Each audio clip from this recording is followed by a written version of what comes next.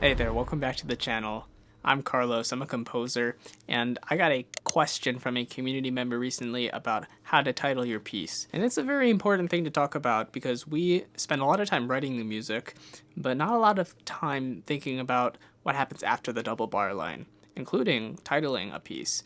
I sort of have that mad dash to the finish line where I just need to title it something so I can just move on, and it's very difficult to do so, at least for me. I think what's important to know is that if you struggle with titling your piece, you're not alone. I think it takes a lot of experience to know what is a good and a bad title, whatever that means. And one other disclaimer, there is not a correct way to do this.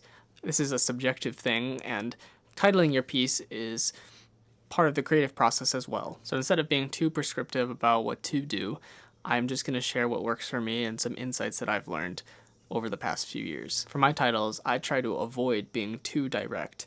I don't want to give out my hand too easily and be too literal about what the piece is about. I want some sort of layer between what the actual inception and concept and themes of the piece are and what I title it, so the audience can interpret it in their own way. I think if we give the audience too much at the start, it might not allow them to have that space for them to interpret it if they perceive your piece differently than you did. And this is a common theme I've been bringing up recently on this channel, is that it's not your job to prove anything to the audience. You say what you want to say and you let them react. You don't have any control as to how the audience reacts and perceives your piece. I think this goes in tandem with writing program notes and not being too authoritative on what you think the objective quality of your piece is, and more so sharing what you think and offering some food for thought for the listeners. Similarly with titles, you want to make sure that you have some sort of protection between what the piece is literally about and what you title it. Again, that's just my opinion. So you can pull out your hat of tricks from your ninth grade English class and use some literary devices to help with this. We're talking about things like metaphors, symbolisms, allusions, alliteration, and I prefer shorter titles, something that's easy to remember and grasp. I like things that are short and easy to remember.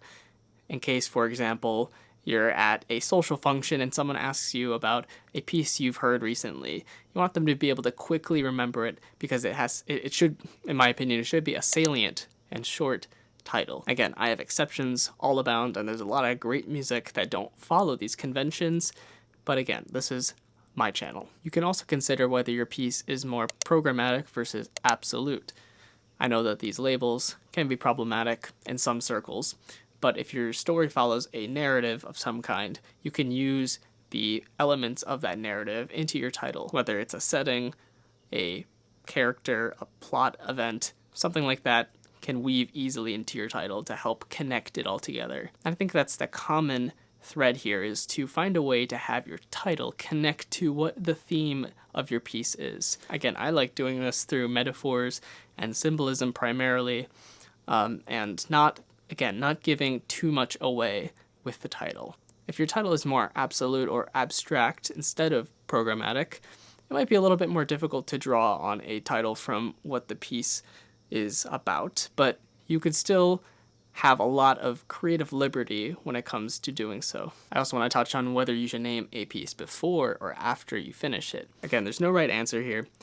Many of my teachers and many prolific composers whose names you will know often title their pieces before, and on the same token, I know composers who do it after, including me, and sometimes I go back and forth, but for me it's easier to work on the music and sort of let it simmer in my subconscious for a couple of weeks before I'm able to create a title that adequately describes what the piece sounds like to me. The composers who title things beforehand say that they really need that title to be there as a building block for the rest of their creative process. And if you haven't tried one or the other, you should try and do it and see how that affects your creative process. It might actually work out in a beneficial way. And believe it or not, composers aren't the only people who have to title their creative work. There are poets who have to name their pieces, novelists, biographers, visual artists, filmmakers. All of these people have to title creative work just like we do.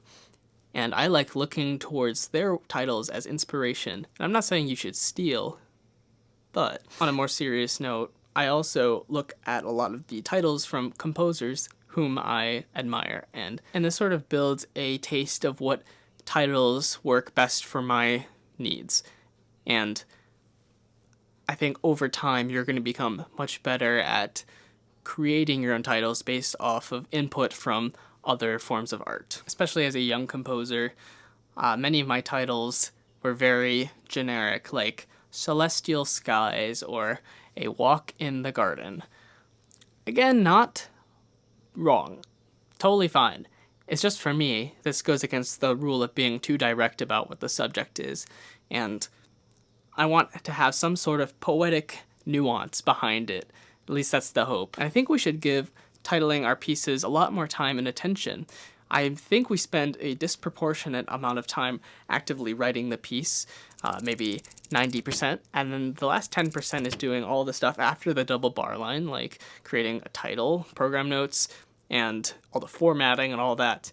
So we don't spend nearly enough time as we need to on this very visible and important part of the creative process, titling your work. And that one title carries the weight and reputation of the entire piece for the rest of its creative life.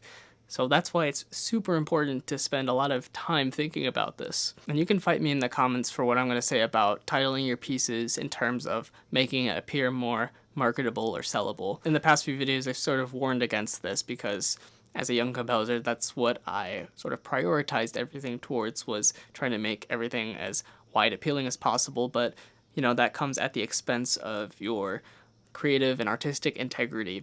And I think creating a title in order to sell as much as possible will kind of lead you down to paths that you might not want to go down if that's not your intention.